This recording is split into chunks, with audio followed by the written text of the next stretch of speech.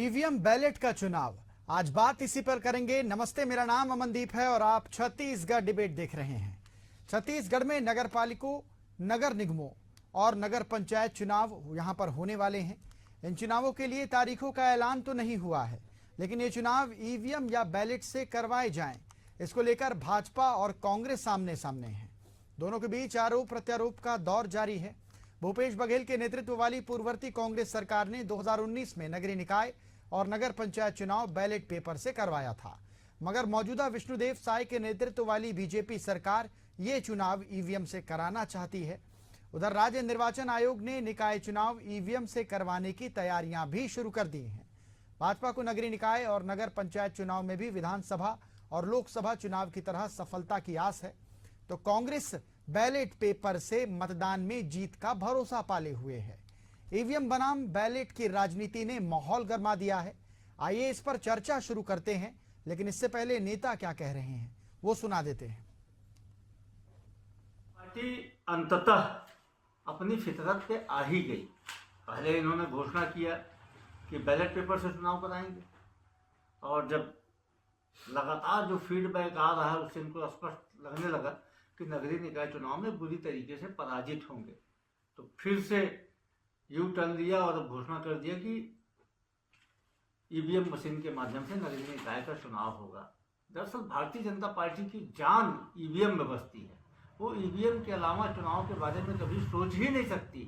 उसे मालूम है कि जिस दिन बैलेट पेपर से चुनाव होने लगेंगे उसका बंटाधार होना तय है। 2014 में ईवीएम से हुआ था, पर इन्होंने बैलेट पेपर से 2019 में चुनाव कराया था।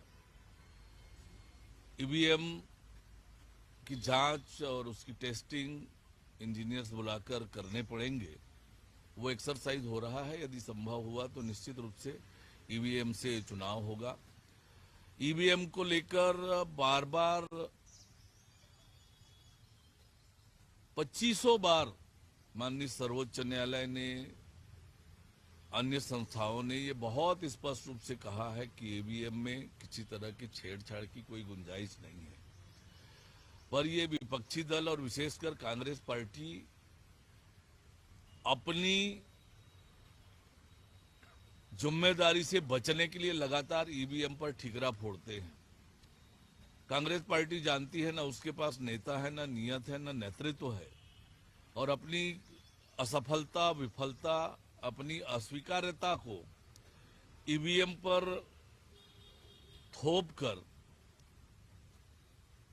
अपनी जिम्मेदारी से बचने का काम करते हैं। पर फिलहाल राज्य निर्वाचन आयोग ईवीएम पर चुनाव कराने के लिए प्रयत्न कर रही है कि ईवीएम से नगरीय निकाय के चुनाव हो। और चलिए इसी पर आज चर्चा करेंगे। हमारे साथ खास मेहमानों का पैनल भी जुड़ गया है। परिचय मैं आपका करा देता हूं। हमारे साथ बीजेपी प्रवक्ता राजकुमार राठी जी हैं। राठी जी, बहुत स्वागत है आपका। कांग्रेस प्रवक्ता शिल्पा देवांगन हमारे साथ जुड़ी हुई हैं। शिल्पा जी, बहुत स्वागत है। और मेरे साथ मेरे सहयोगी इम्तियाज भी जुड़े हुए हैं। इम्तियाज, वेलकम है आपका भी। सबसे पहले बीजेपी के पास चला जाता हूं। राठी जी, 15 दिन में ऐसा क्या हो गया कि उप मुख्यमंत्री जी को अपना बयान बदलना पड़ गया? पहले उन्होंने कहा कि बैलेट पेपर से चुनाव होंगे, उसके बाद कहते हैं कि अब ईवीएम से चुनाव होंगे। देखिए अमित जी, इस प्रकार से समझता हूँ कि पहले तैयारी हो रही थी और चुनाव की घोषणा नहीं हो पाई। अब ईवीएम पीटीओ का इंतजाम हो गया। मैं समझ नहीं पाता हूँ कांग्रेस की दिक्कत क्या है। आप देखेंगे 2018 के चुनाव में जब छत्तीसगढ़, मध्य प्रदेश, राजस्थान में सरकार बनी थी तो ईवीएम से कांग्रेस की सरकार बनी थी। अमन जी, ये पहली बार नहीं है। और जब इस प्रदेश में भारतीय जनता पार्टी की सरकार थी और जब नगरीय निकाय चुनाव हुआ था, क्या है हम 2014 की बात करें, क्या 2009 की बात करें, जब किरणमयी नायक जी रायपुर से मेयर बनी थी तब भी ईवीएम मशीन से चुनाव हुआ था। फिर कांग्रेस को जीत कैसे मिली? 2014 में जब प्रमोद दुबे जी महापौर बने थे तब भी ईवीएम मशीन से चुनाव हुआ था। फिर कांग्रेस को जीत कैसे मिली? कहीं ना कहीं मुझे लगता है। चलिए ठीक है, वो बात तो ठीक है राजकुमार जी, लेकिन ऐसा हुआ कैसे? 15 दिन पहले उप मुख्यमंत्री जी कहते हैं कि बैलेट पेपर से चुनाव होंगे, अब वो कह रहे हैं ईवीएम से चुनाव होंगे। ऐसे में जनता भी भ्रमित होती है ना कि चुनाव एक्चुअल में होने कैसे हैं। देखिए अमन जी, मैं आपसे पहले कहा कि पहले ऐसा लग रहा था कि 31 दिसंबर से आचार संहिता लगेगी। अगर 31 दिसंबर से आचार संहिता लगती तो 1 तारीख को जो मतदाता सूची में पुनरीक्षण का काम चालू हुआ है वो नहीं होता। अब क्योंकि 31 दिसंबर को आचार संहिता नहीं लगी और 1 जनवरी से आप देख रहे हैं फिर से मतदाता सूची में संशोधन का काम चालू हुआ है। अब 15 तक ये काम खत्म होगा तो मुझे लगता है कि 15-17 दिन में ईवीएम से तैयारी जो हम सोच रहे थे कि इतनी पेटियों की व्यवस्था नहीं होगी, पेटियों की व्यवस्था हो गई है। कांग्रेस को तो खुश होना चाहिए, परिणाम इतने जल्दी आते हैं ईवीएम मशीन से। और कांग्रेस की इसमें जीत हुई है। क्या छत्तीसगढ़ की बात करेंगे, मध्य प्रदेश की बात करेंगे, राजस्थान की बात करें, क्या महापौर के रूप में प्रमोद दुबे की बात करें, क्या किरण नायक की बात करें, कहीं ना कहीं कांग्रेस का जो डर है अमन जी, मैं समझता हूँ वो दिखाई दे रहा है और इनको अपनी हार दिखाई दे रही है, तो अभी से ये तैयारी कर रहे हैं।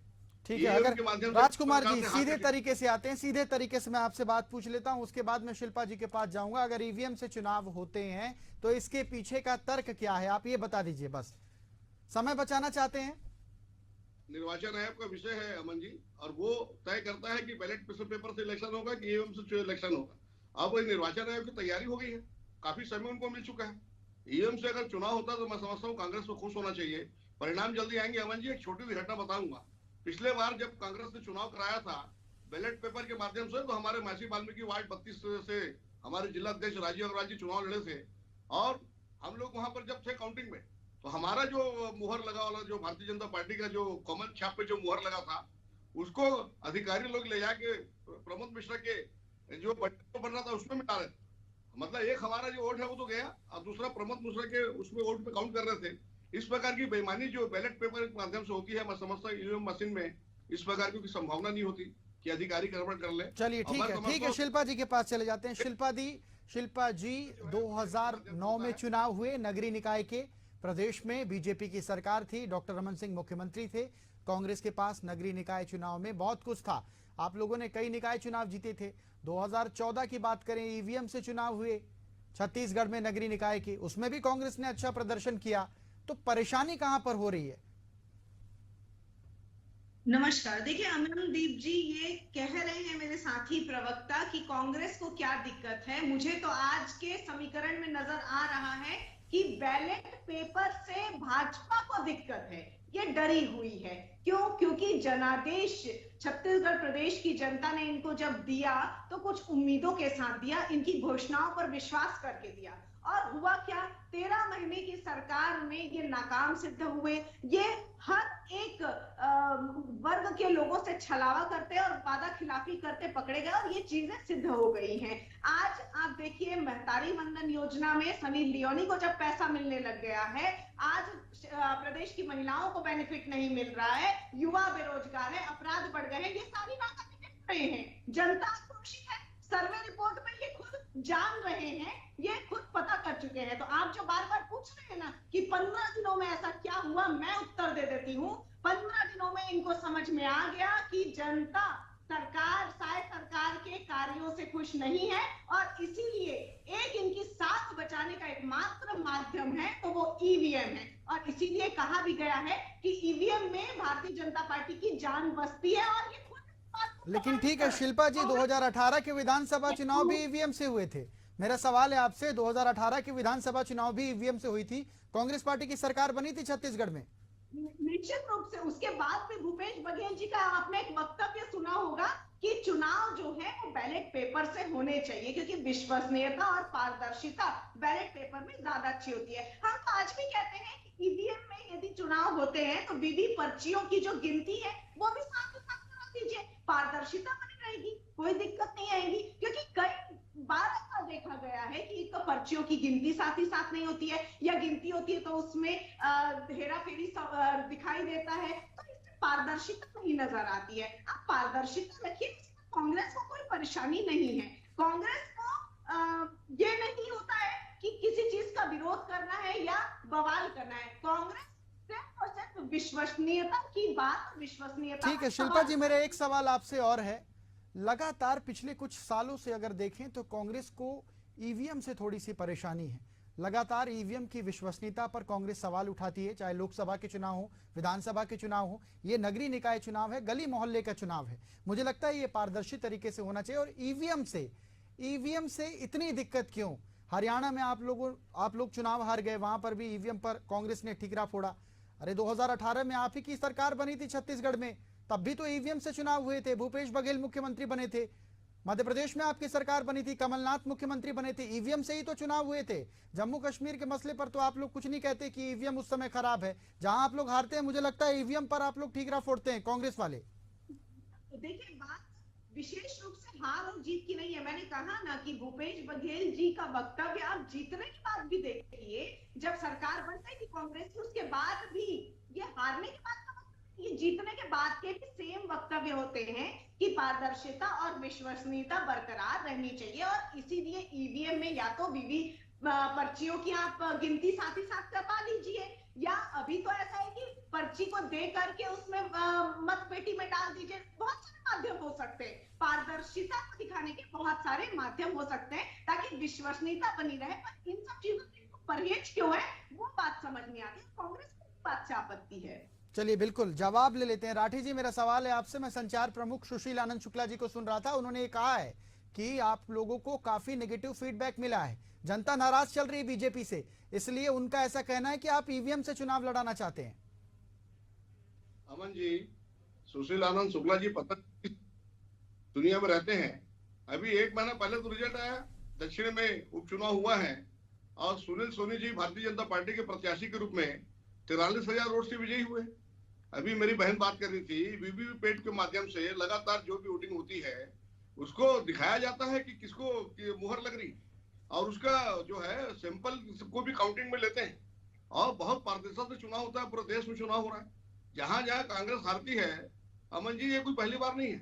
जब भी कांग्रेस हारती है तो हार की जिम्मेदारी स्वीकार करने के बजाय ये ईवीएम मशीन पर ठिकरा फोड़ती है, और जब सरकार बनती है तब ये लोग ईवीएम की बात नहीं करते। 2018 में भूपेश बघेल जी ने कभी नहीं कहा कि ईवीएम मशीन में गड़बड़ी है, क्योंकि छत्तीसगढ़ में, मध्य प्रदेश में, राजस्थान में सरकार बनी। तो मुझे लगता है कि जनादेश इनका खत्म होता जा रहा है कांग्रेस का। इनको अपनी हार स्वीकार करने में दिक्कत होती है और ये ईवीएम मशीन के माध्यम से हार का ठिकरा जो है मशीन पर फोड़ने का काम करते हैं। लेकिन मैं समझता हूं जो स्वस्थ परंपरा जो होनी चाहिए अमन जी, कांग्रेस को अपनी हार को सहजता से स्वीकार करना चाहिए और इस विषय पर विचार करना चाहिए कि कांग्रेस की हार क्यों हुई। 71 सीट का इतना बड़ा जनादेश मिला छत्तीसगढ़ में 2018 के चुनाव में अमन जी, तब भी ईवीएम मशीन के माध्यम से चुनाव हुआ था। तब भारतीय जनता पार्टी मात्र 14 सीट पर सिमट गई थी, लेकिन भारतीय जनता पार्टी ने हार को सहज रूप से स्वीकार किया। और जहां जहां भारतीय जनता पार्टी को लगा कि हमारी कमजोरी है, वहां पर हम लोगों ने बहुत अच्छे ढंग से तैयारी की और उसका परिणाम है 2024 में जब इलेक्शन हुआ 2023 में, तो भारतीय जनता पार्टी की प्रचंड बहुमत से सरकार बनी। तो हार को स्वीकार करके अपनी गलतियों को देखना चाहिए, मंथन करना चाहिए अमन जी कि हम कहां पर चुके हैं, क्यों छत्तीसगढ़ की जनता ने या किसी राज्य की जनता ने हम पर भरोसा व्यक्त नहीं किया। चलिए ठीक है, शिल्पा जी कुछ कह रही है, मैं रोकता हूँ राठी जी आपको, मैं वापस आता हूँ। शिल्पा जी कुछ कह रही है। देखिए, कांग्रेस को क्या करना चाहिए क्या नहीं करना चाहिए ये तो ठीक है, छोड़िए। आपने यू टर्न मारा है, आपने यू टर्न मारा है, क्यों मारा है ये प्रमाणित करता है, आपका यू टर्न प्रमाणित करता है कि आप डरे हुए हैं, प्रदेश की जनता आपसे सहमत नहीं है, आक्रोशित है, और इस चीज को छुपाने के लिए पर्देदारी करने की आप डिबेट में बैठ के कोशिश कर रहे हैं। और यही यू टर्न दर्शाता है कि आप जो है बैलेट के बजाय ईवीएम से 15 दिन पहले तक बैलेट की बात कर रहे थे, 15 दिन बाद आपने बात अपनी पलट दी, ईवीएम से। चलिए ठीक है, मुझे लगता है इस पर थोड़ी व्यापक चर्चा भी होनी चाहिए। मेरे साथ मेरे सहयोगी इम्तियाज भी जुड़े हुए हैं। इम्तियाज, छत्तीसगढ़ काफी युवा प्रदेश है, 25 साल हुए हैं अभी छत्तीसगढ़ को आए हुए, और ऐसे में पहली बार ऐसा हुआ है कि प्रशासकों को नगर निगमों की जिम्मेदारी सौंपी गई। दो बातें आती हैं इम्तियाज, मैं आपसे पूरी बातें क्लियरली कहना चाहूंगा। सबसे पहली बात यह कि आवाम क्या चाहती है, जनता क्या चाहती है, क्या जनता ये चाहती है कि बैलेट पेपर से चुनाव हो या ईवीएम से चुनाव हो? दूसरी बात यह कि अब जब नगर निगम की जो जिम्मेदारी है वो प्रशासक यानी कलेक्टर के हाथ में है। और तीसरी बात इम्तियाज, पूरा निचोड़ आपसे चाहूंगा मैं कि उप मुख्यमंत्री पहले ये कहते हैं कि जो चुनाव है नगरीय निकाय के वो बैलेट पेपर से होंगे, 15 दिनों में ऐसा क्या हो जाता है इम्तियाज कि उनको अपना बयान बदलना पड़ जाता है और वो कहते हैं कि ईवीएम से चुनाव होंगे? जवाब दीजिए इस पर। बिल्कुल अमन, आपको मैं बारी बारी तीनों सवालों का जवाब दूंगा। पहले आवाम क्या चाहती है, आवाम क्या चाह रही है, इसका किसी को परवाह नहीं है। दोनों सरकारें जो है बयानबाजी कर रही है, जुबानी जंग छिड़ गया है। लेकिन आखिर जनता क्या चाहती है? जिस तरीके से 2019 की बात करें, 14 की बात करें, और अमन एक चीज ये भी समझने वाली बात है कि आखिर ये बात ईवीएम या बैलेट आई कहां से, ये जिक्र कहां से शुरू हुआ? एक बार जिस तरीके से आपने कहा या फिर कांग्रेस की प्रवक्ता कह रही थी कि 15 दिन में यू टर्न लेना, जो प्रदेश के उप मुख्यमंत्री हैं वो खुद एक बार बयान देते हैं कि इस बार का जो चुनाव है, पूर्व में जो चुनाव हुए हैं यानी कि बैलेट पेपर से ही होगा, बैलेट पेपर से चुनाव की घोषणा करते हैं, उसके बाद यू टर्न ले लेते हैं कि 15 दिन बाद ये कहते हैं कि ईवीएम में चुनाव होगा। यानी कि सरकार में जो लोग हैं वही कह रहे हैं कि पहले बैलेट से और फिर जो है ईवीएम से। तो ये जिक्र जो होना है या सियासत होना है वो तो हो गई, क्योंकि विपक्ष को मौका चाहिए।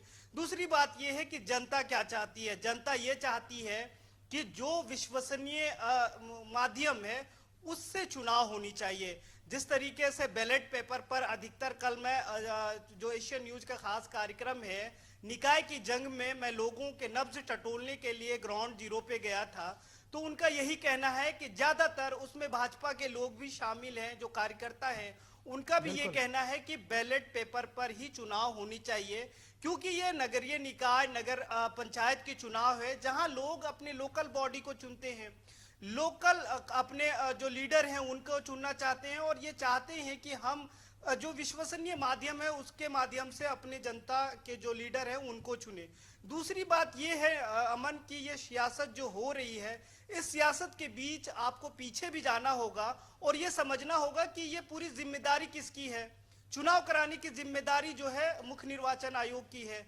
अगर मुख्य निर्वाचन आयोग ये घोषणा करते कि हमको जो चुनाव है वो बैलेट पेपर पर करवाना है या फिर इस बार ईवीएम पर करवाना है, सूत्र ये भी बता रहे हैं कि जब बैलेट पेपर का नाम आया, बिल्कुल चुनाव कराने की जिम्मेदारी राज्य निर्वाचन आयोग की होती है। फिर छत्तीसगढ़ की राजनीति इतनी गर्म क्यों है? दोनों पार्टियों की ओर से लगातार बयानबाजी हो रही है। मुझे लगता है ये विषय तो राज्य निर्वाचन आयोग के पास होना चाहिए। बिल्कुल वही बता रहा हूं अमन कि जिस तरीके से ये पूरा मामला जो है वो निर्वाचन आयोग का है, मुख्य निर्वाचन आयोग पदाधिकारी जो है उनको घोषणा करना चाहिए कि आखिर इस बार के चुनाव किस तरीके से होता है। आपने सवाल किया कि ये समान प्रशासन के पास पहली बार छत्तीसगढ़ के 24 साल कार्यकाल में ये पहली बार ऐसा हुआ है कि ये जो है प्रशासक के हाथों में नगर निगम गया है। आखिर मजबूरियां क्या रही है कि जो समय सीमा रहते हुए चुनाव की घोषणा नहीं हुई। अभी ये कहा जा रहा है, दबे सवर में ये भी लोग कह रहे हैं कि 4 से 5 महीने और लग सकते हैं इनके तैयारियों में। तो चुनाव आयोग पहले क्यों नहीं तैयारियां शुरू किए? दूसरी बात यह है कि जब पता था कि 6 जनवरी को कार्यकाल समाप्त हो रहे हैं, तो क्या चुनाव आयोग ये वेट कर रहे थे कि अब जब कार्यकाल खत्म हो जाएगा उसके बाद जो है बयानबाजी के लिए हम छोड़ दें? तो कहीं ना कहीं बैठफूक पर जो चुनाव आयोग भी नजर आ रही है, जिसको पूरा चुनाव करवाना है, संपन्न करवाना है। दूसरी बात ये भी है अमन कि इसमें सोचने वाली ये भी बात है कि अगर इतने दिनों में जब ये कहा गया था कि बैलेट पेपर पर चुनाव होगा, तो चुनाव आयोग की तैयारियां शुरू हो गई थी। ये भी कहा जा रहा था कि टेंडर हो गए हैं, बैलेट पेपर पे चुनाव करवाने की तैयारियां शुरू हो गई है। दूसरी बात, जब मंत्री जी का बयान आता है कि नहीं अब ईवीएम से होंगे, तो अब ईवीएम की तैयारी शुरू हो गई है। तो इस तरीके से जनता भ्रमित है और जनता का यही कहना है कि आखिर सरकार चाहती क्या है।